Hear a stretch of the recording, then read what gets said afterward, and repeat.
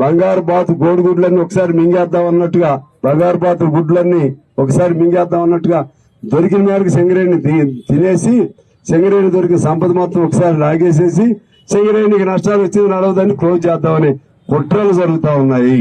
నేను మొన్న చూశాను, 40 తర్వాత సింగరేణి ఉండదని లెక్కలు చెప్తున్నారు నాకు. 40 అంటే ఎప్పుడు? ఈ తారీఖు ఏ తారీఖు? 26. అంటే ఇంక 14 ఏళ్ళు ద్వారా సింగరేణి ఉండదా? వీళ్ళు పాపాత్ములా, దుర్మార్గులా, పుణ్యాత్ములా, లేకపోతే మనుషులు కార్మికుల కోసం వచ్చిన అధికారులా, లేకపోతే అధికారులు ఇది నడిపేటువంటి మంత్రులు వాళ్ళ స్వభావం ఏంటి? చాలా ఆశ్చర్యంగా ఉంది. నేను చాలా స్ట్రాంగ్ గా మాట్లాడాను. నష్టం వస్తుందంటే కార్మికులు కాదు నష్టం. ఆ నష్టానికి కారణం మీరే, మీ అధికారుల నష్టం, మీ రాజకీయ నాయకుల నష్టం, మీ మంత్రుల వల్ల నష్టం. 54,000 కోట్లు 56,000 కోట్లు సింగరేణికి అప్పు ఉంటే ఆ నష్టం ఎవడి వల్ల వచ్చింది? అందుకని ఏదో పేరు చెప్పి సింగరేణిని, ఆ కుక్కను చంపాలంటే ఇది పిచ్చి కుక్క అనే పేరు చెప్పి చంపితే కుదరదు. దాన్ని ఎలా బతికించాలో ఆలోచన చేయండి.